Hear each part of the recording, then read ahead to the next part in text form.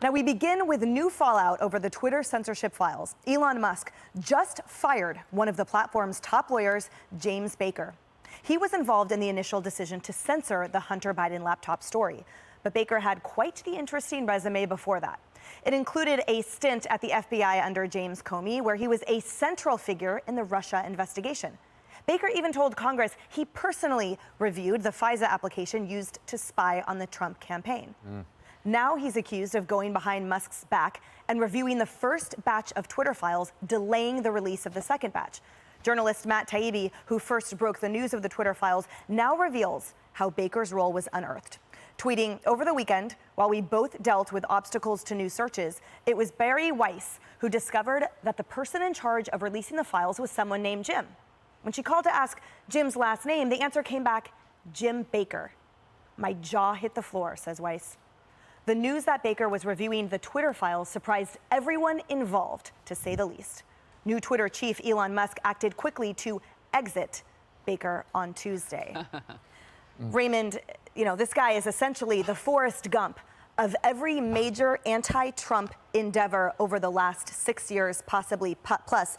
And as Glenn Greenwald writes, it's a bit difficult to maintain that the United States security state had no role in Twitter's censorship regime when the general counsel of the FBI, Jim Baker, was centrally involved in Russiagate and all sorts of politicized abuses, and somehow ended up at Twitter's deputy counsel as the deputy general counsel with his paws in everything. It's amazing. I mean, this is the guy who gave the okay for those fake FISA warrants that looked into the Trump administration. So it's worse than Forrest Gump. Forrest Gump was a nice, passive partaker and everything. This is like a partisan Jack the Ripper. This guy was in the FBI. They now bring him to work at Twitter. This is like inviting Harvey Weinstein to run the Girl Scouts, okay? You don't do that. He had his hands in the weaponization and politicization of the FBI. Then he moves to Twitter and he becomes the conduit for the FBI to control information flow at Twitter with a partisan end. You can't do that. And we need serious investigation into this. Shouldn't happen again. That's right. And as of now, it's been incumbent upon Elon Musk to essentially, as we've been talking about, have sunlight disinfect everything, throw back the curtains. Yeah. But there needs to be follow through to ensure that accountability, as Raymond says. And what about those other platforms? Well, he has a lot of work to do. What about the ones two things about the story really jump out to me, Emily.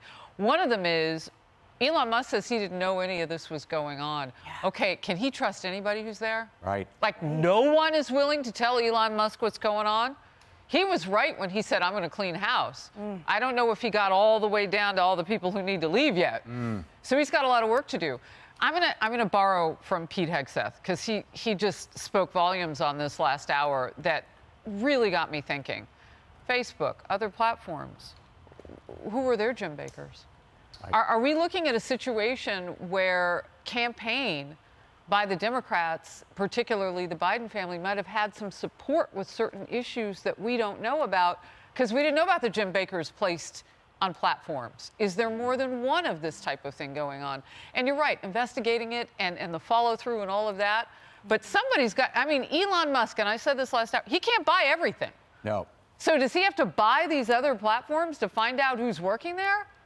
Do we need to crowdfund to help Elon Musk? Right. That's exactly right, Ainsley. And that was my point, that yes, for every platform having a likely Jim Baker, not every platform has the benefit of an Elon Musk. And interestingly, again, Glenn Greenwald pointing this out, none of this is surprising. Zuckerberg testified to this.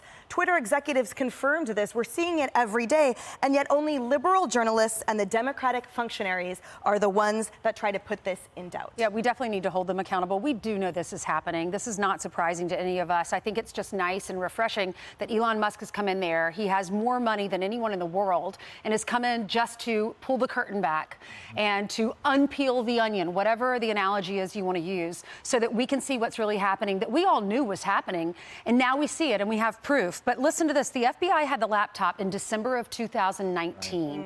There are videos on there with Hunter's voice. There are pictures of hookers, foreign business dealings.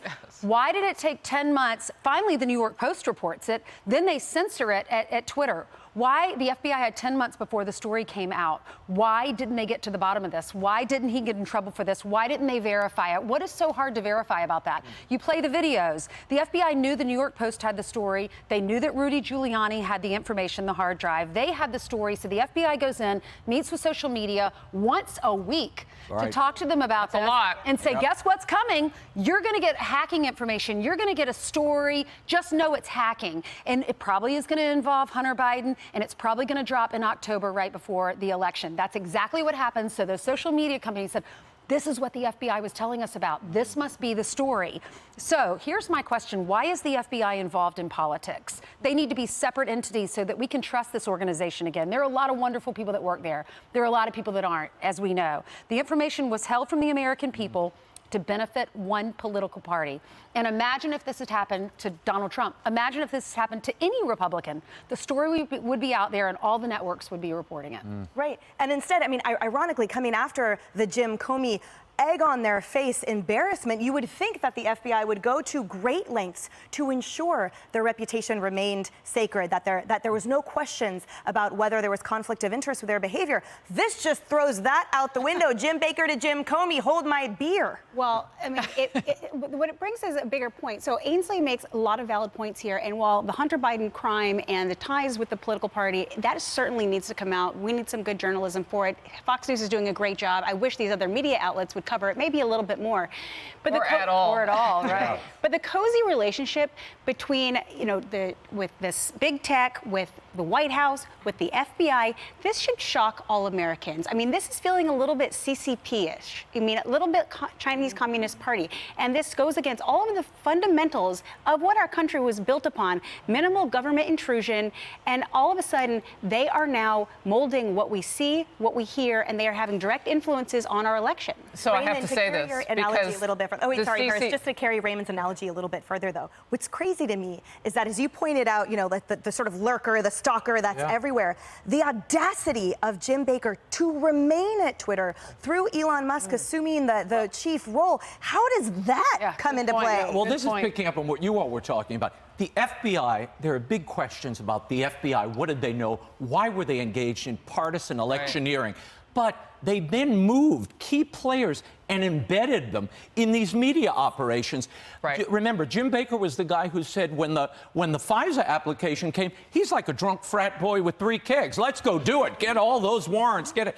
Suddenly, Hunter's laptop arrives at Twitter. We need caution. We have to be very careful. This hasn't been vetted. We have to check it out. It's very interesting how the partisanship changes his approach to the facts. So the part that I wanted to get out was the Communist Party. The Chinese Communist Party connection. They also have a pretty big platform called TikTok. Yeah. Good And you saw the governor of Maryland today cut off, he's trying to cut the faucet off of TikTok in his state. I think that's another place we really have to take a look at. Because who would love a situation like this? People who are complicit to destroy one party over the other. And the Chinese, the CCP, they don't care which party. They just like all of the chaos and the division in America. Well, we're very critical of TikTok because of how the CCP is involved in that. But what about what is going on with our own big tech, Twitter, Facebook? They are compromised. We have seen that as well. So we need to really take a look at how they are influencing. How are you American handling elections. that in your house? Because my daughter's 7. Your boys are young. Your older son might have TikTok. We don't Does want him to not. be on it. Oh. How do we handle that? Well, I'm a helicopter mom. Yeah. Good. So I provide the device, so I have rules. Yes. And if you can get a job and buy a several $100 iPhone, let me know to my kids. Yeah. Otherwise, you'll use an older platform. They don't have a 13 Pro Max like I do. Right. But I put them on the platform. I say the IG is where you can be. It's got privacy controls. That's the one that I think is fine.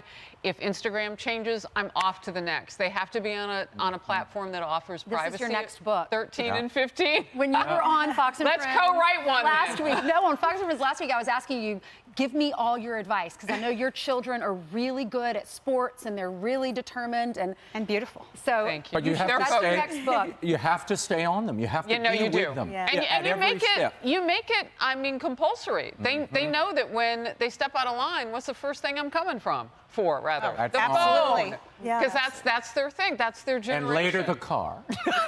Oh, I'm scared. Rebecca's pulled a few keys back. Yeah, that Oh, happened. really? Oh, Okay. yeah. Hey everyone, I'm Emily Campagno. Catch me and my co-hosts Harris Faulkner and Kaylee McEnany on Outnumbered every weekday at 12 p.m. Eastern, or set your DVR. Also, don't forget to subscribe to the Fox News YouTube page for daily highlights.